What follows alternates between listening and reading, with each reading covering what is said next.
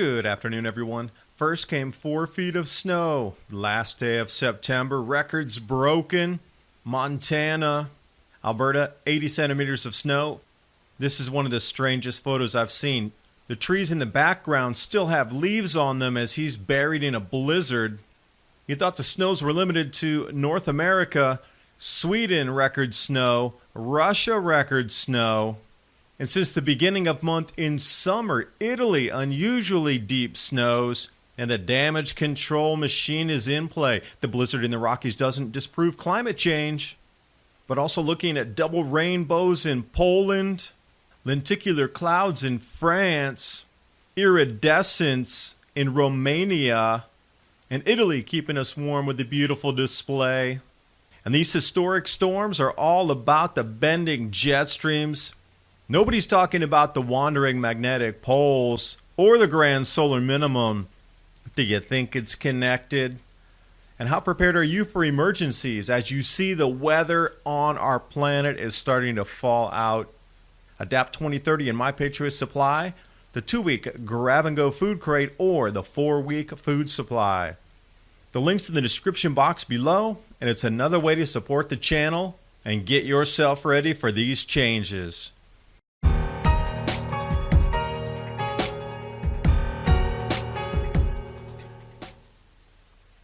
You know, I thought global warming was supposed to bring us warmer temperatures, less severe winters, and snow would be a thing of the past, except in Montana where the kids are getting a rare September snow day, meaning no school, too much snow after historic snowfall.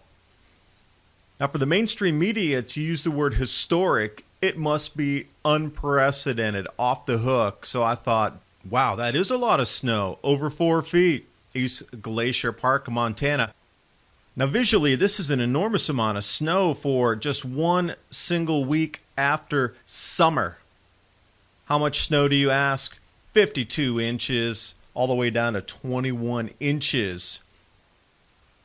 And as we look up here through NPR as well, using unprecedented winter storm a week after summer. And anywhere that you look on this map here, there's snowfall. And again, historic, Fox News using the same term. And if you thought it was just Montana and Idaho receiving record snows, Spokane, Washington, 1.9 inches of snow, which makes it the snowiest September day in the city's history, and the first measurable September snow in 93 years. So taking a look at the blizzard and weather alerts here, winter storm warning, snowfall warning, special weather statement is a blizzard ongoing. Look how much territory this covers, and that's sweeping all the way through West Coast, down into the United States, over through Canada, and here we are, 80 centimeters of snow in Alberta. And if you're looking for more information of this across any social media, they're terming it AB storm, like Alberta storm, and another hashtag SK storm for Saskatchewan storms. Now, moving over into Calgary, which was right on that map we looked at, the red there shows new record. Old record, 22.9 centimeters. That was back in 1895. The new record set, 24.6 centimeters. Different way for you to look at on the graph here. The top bar, well, we're going to need to extend that to the right a little more and then put 2019 right there. And as I was searching through the social media off the hashtag AbStorm, Weather Network putting this one out. This is the most bizarre photo. I stared at this thing for minutes looking at it, so I want to wide it out for you here. The trees in the background and the trees on the right are fully leaf-covered as this blizzard is burying the reporter. This photo is the quintessential state of our new climate as we move into the next phase of intensification for this Grand Solar Minimum and magnetic pole reversal coupling as we move forward. Now, you saw the massive amounts of snow, 52 inches over in Montana, but what's happening up in Canada? Let's look here. Watertown County, 72 centimeters. Now, for those of you in the States, 30 centimeters is a foot. So they're looking at about 2.5 feet of a week after summer snow. The numbers are one thing, but let's give you a visual representation here. This is in Lethbridge, and if you want to look for more feeds of these types of images, Mateo World over on Twitter is carrying an enormous amount of images. How much snow is falling across North America at this time. And the blizzard warnings continue through this video as I produce it. Waterton Lakes National Park, more blizzards, 100-kilometer-per-hour winds, which is 60 miles per hour for those of you in the States. Weather Network doing a really good job carrying the information moving forward about the hazards, etc. Canadian provinces, good glimpse in here to the full landscape. It's that heavy, wet snow again. You can see it dragging down. I can't imagine how many power lines will be down with this type of heavy, wet snow, multiple feet. Alberta and Saskatchewan aren't the only provinces facing snow because that storm is moving east. Great Lakes on tap next, but let's take a look here. Stevens Pass picked up a few inches. I don't know if that's a few inches. For me, that's about, half a foot or more? A few inches is like 2 or 3. That is way more than 3 inches. But as always, the damage control is out right away. Forbes has to tell us for sure the blizzard in the Rockies, and Canada, and west of the Rockies, by the way, all the way across the West Coast, British Columbia, Washington State. You missed that part of the geography. In the Rockies, see how they just squeezed it in? You think Rockies. Oh, okay, it's mountains. It's going to get snow. But the blizzard doesn't disprove climate change. Now, I dug further into the article here, and they use the temperature anomaly map on the left there, Climate Reanalyzer. Hottest data set on the web.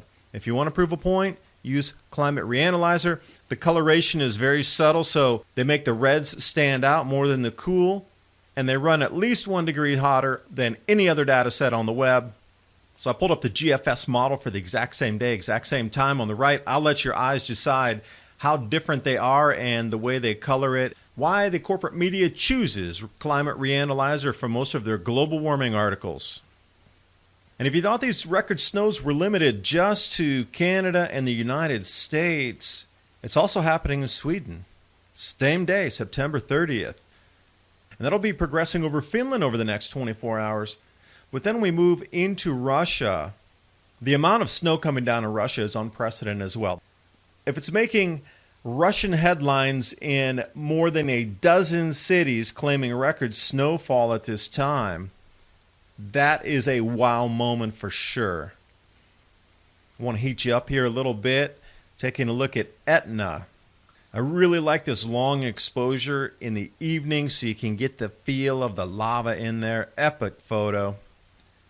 But the reason I brought up Italy is because since summertime, September 10th, they've been having epic snowfalls, record snow in northern Italy at the end of summer. But take a look at some of the depths as well. About a foot in some places, but then it just has continued and continued. And on this chart here, they're looking for at least another foot plus over the next week, and it seems to be not just isolated, but a northern hemispheric phenomenon as we get deeper into the Grand Solar Minimum. This was the forecast that this year for sure is the rollover year. In terms of crop production, you're going to see significant price rises at the end of the year when these yields come in far below what the estimates were by the professional government assessors in the United States as well as Europe. These agricultural departments are nothing more than market stabilizers. They do not reflect reality on the ground. But each year that we march deeper into this Grand Solar Minimum, the more extreme the weather is going to become, as we're seeing with these early season blizzards and snowstorms, but also the loss of crops. Now the wild card on top of this, the magnetic pole movements, which also have effects on our magnetosphere. So I believe it's a coupling of effects that are leading into something much deeper and greater than we're preparing for. But Tom Ulsman putting this article together here, in fact giving coverage to the cold and the heat and explaining it because of out-of-place deep trough jet streams. This is a direct reflection of a weakening magnetosphere. Hope you can do some more research on that. I've left all the article links below in the description box so you can continue on your journey here. But the Super Grand Solar Minimum site has put out a timeline here of what was talked about and what is expected in the future. So as we roll in from 2020 to 2024, the world's going to be waking up to the fact that there won't be enough food and the weather's going to become more intense. There's going to be a lot of shifts in the economy, the stability of society, and the way that we live our lives. Now, with that being said, I wanted to bring you a little beauty because the atmosphere seems to be behaving a bit strangely as of late, taking you right over here into Poland. Check out this double, almost triple rainbow in the skies.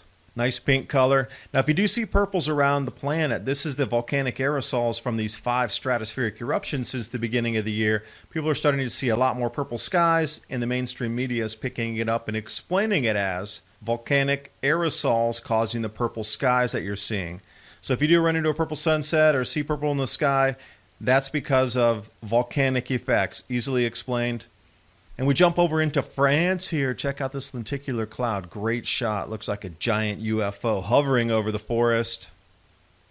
And bringing you over here into Romania. Iridescent clouds. That thing is incredible. Look at the curvature on it. It almost looks like a cuttlefish or something in the sky.